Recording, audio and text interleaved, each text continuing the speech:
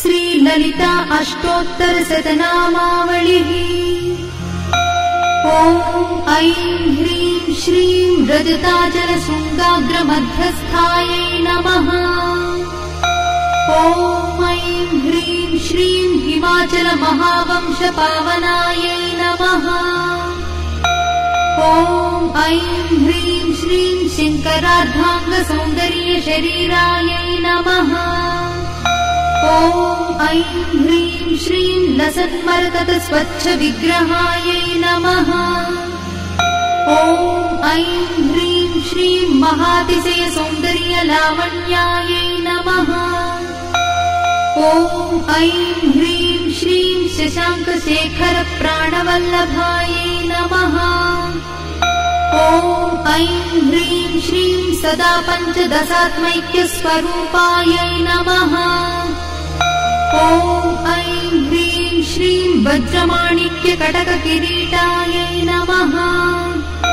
ॐ ऐं ह्रीं श्रीं कस्तूरीतिलकोल्लासितनिटलायै नमः। ॐ ऐं ह्रीं श्रीं भस्मरेखाङ्कितलसन्मस्तकायै नमः। ॐ ऐं ह्रीं श्रीं विकचाम्भोरुहदळलोचनायै नमः। ॐ ऐं ह्रीं श्रीं शरच्चाम्पेयपुष्पाभनासिकायै नमः। ॐ ऐं ह्रीं श्रीं लसत्काञ्चनताटङ्कयुगलायै नमः। ॐ ऐं ह्रीं श्रीं मणिदर्पणसङ्काशकपोलायै नमः। ॐ ऐं ह्रीं श्रीं ताम्बूलपूरितस्मेरवदनायै नमः। ॐ ऐं ह्रीं श्रीं सुपक्वदाडिमीबीजरदनायै नमः। ॐ ऐं ह्रीं श्रीं कम्बुपूगसमच्छायकन्धरायै नमः। ॐ ऐं ह्रीं श्रीं स्थूलमुक्ताफलोदारसुहारायै नमः। ॐ ऐं ह्रीं श्रीं गिरीशबद्धमाङ्गल्यमङ्गलायै नमः। ॐ ऐं ह्रीं श्रीं पद्मपाशाङ्कुशलसत्कराब्जायै नमः। ॐ ऐं ह्रीं श्रीं पद्मकैरवमन्दारसुमालिन्यै नमः। ॐ ऐं ह्रीं श्रीं सुवर्णकुम्भयुग्माभसकुचायै नमः। ॐ ऐं ह्रीं श्रीं रमणीयचतुर्बाहुसंयुक्तायै नमः। ॐ ऐं ह्रीं श्रीं कनकाङ्गदकेयूरभूषितायै नमः। ॐ ऐं ह्रीं श्रीं बृहत्सौवर्णसौन्दर्यवसनायै नमः। ॐ ऐं ह्रीं श्रीं बृहन्नितम्बविलसज्ञघनायै नमः।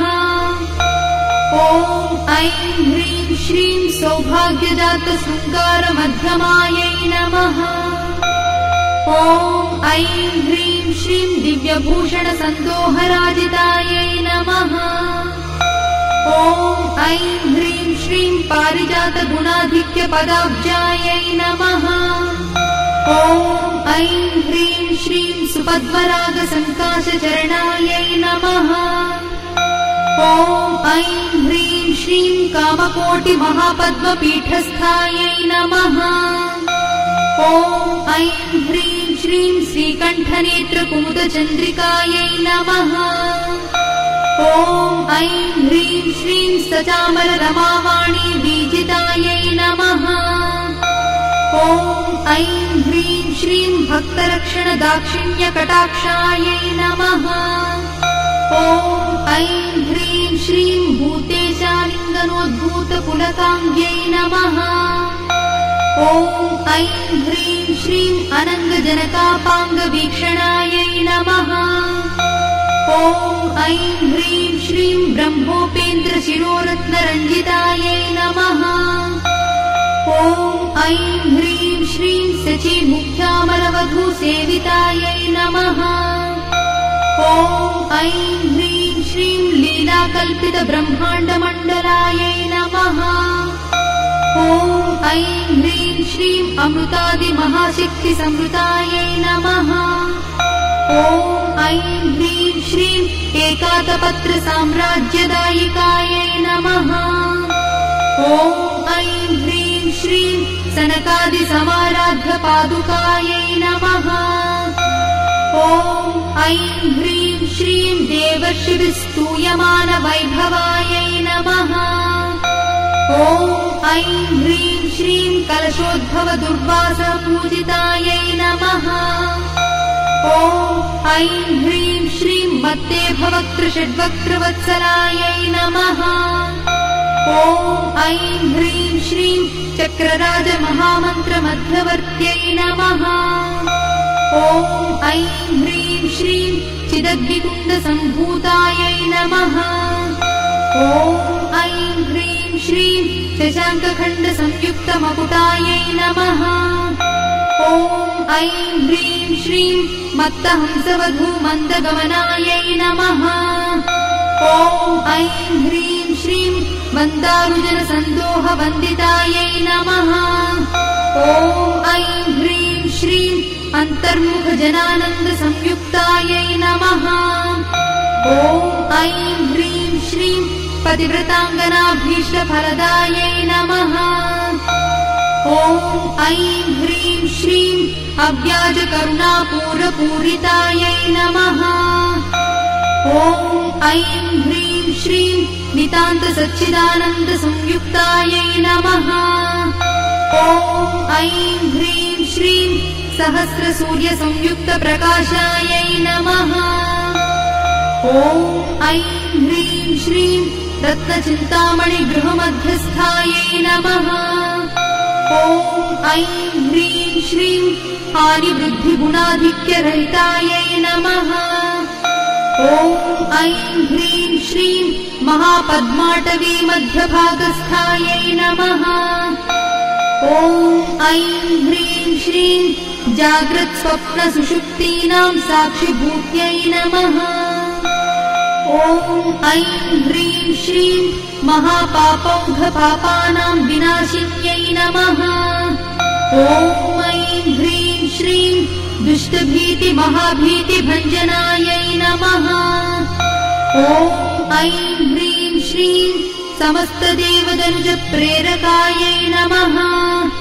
ॐ ऐं ह्रीं श्रीं समस्तहृदयाम्भोजनिलयायै नमः। ॐ ऐं ह्रीं श्रीं अनाहतमहापद्ममन्दिरायै नमः। ॐ ऐं ह्रीं श्रीं सहस्रारसरोजातवासितायै नमः। ॐ ऐं ह्रीं श्रीं पुनरावृत्तिरहितपुरस्थायै नमः। ॐ ऐं ह्रीं श्रीं वाणी गायत्री सावित्री संस्कृतायै नमः। ॐ ऐं ह्रीं श्रीं रमाभूमिसुताराध्यपदाब्जायै नमः। ॐ ऐं ह्रीं श्रीं लोपामुद्रार्चितस्त्रीमच्चरणायै नमः। ॐ ऐं ह्रीं श्रीं सहस्ररतिसौन्दर्यशरीरायै नमः। ॐ ऐं ह्रीं श्रीं भावनामात्रसन्तुष्टहृदयायै नमः। ॐ ऐं ह्रीं श्रीं सत्यसम्पूर्णविज्ञानसिद्धिदायै नमः। ॐ ऐं ह्रीं श्रीं त्रिलोचनकृतोल्लासफलदायै नमः। ॐ ऐं ह्रीं श्रीं श्रीसुधाब्धिमणिद्वीपमध्यगायै नमः। ॐ ऐं ह्रीं श्रीं दक्षाध्वरविरिद्भेदसाधनायै नमः। ॐ ऐं ह्रीं श्रीं श्रीनाथसोदरीभूतशोभितायै नमः। ॐ ऐं ह्रीं श्रीं चन्द्रशेखरभक्तार्तिभञ्जनायै नमः। ॐ ऐं ह्रीं श्रीं सर्वोपाधिविनिर्मुक्तचैतन्यायै नमः। ॐ ऐं ह्रीं श्रीं नामपारायणाभीष्टफलदायै नमः। ॐ ऐं ह्रीं श्रीं सृष्टिस्थितितिरोधानसङ्कल्पायै नमः। ॐ ऐं ह्रीं श्रीं श्रीषोडशाक्षरी मन्त्रमध्यगायै नमः। ॐ ऐं ह्रीं श्रीं अनाद्यन्त स्वयंभूत दिव्यमूर्त्यै नमः। ॐ ऐं ह्रीं श्रीं भक्तहंसवरे मुख्यवियोगायै नमः।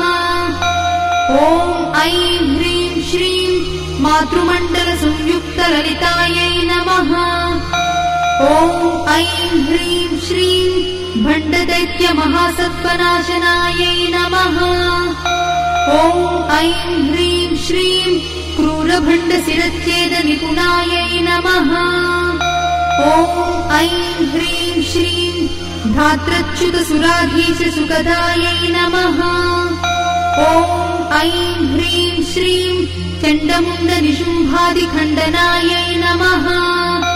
ॐ ऐं ह्रीं श्रीं रक्ताक्षरक्तजिह्वादिशिक्षणायै नमः।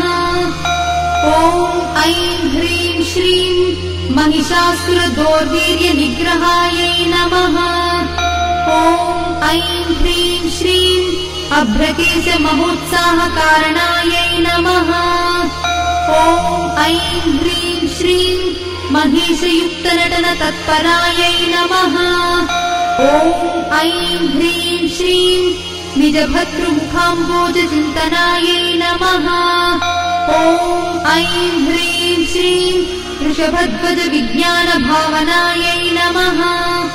ॐ ऐं ह्रीं श्रीं जन्ममृत्युजरारोगभञ्जनायै नमः। ॐ ऐं ह्रीं श्रीं विधेयमुक्तिज्ञानसिद्धिदायै नमः।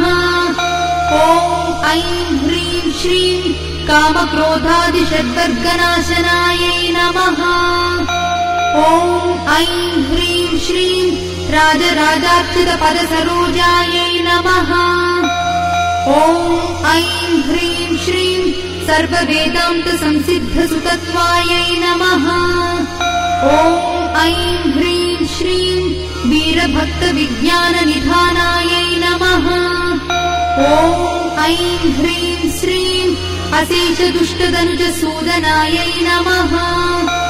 ॐ ऐं ह्रीं श्रीं साक्षात् श्रीदक्षिणामूर्तिमनोज्ञायै नमः। ॐ ऐं ह्रीं श्रीं हयमेधाग्रसम्पूज्य महिमायै नमः।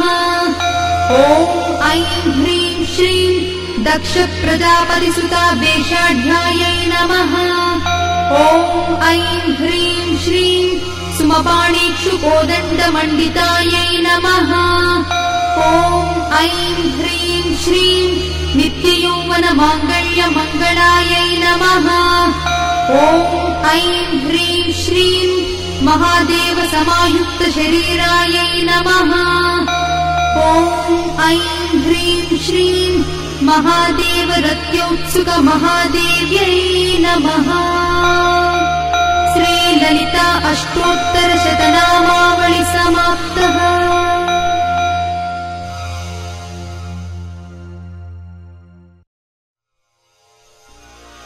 श्रीललिता अष्टोत्तरशतनामावलिः।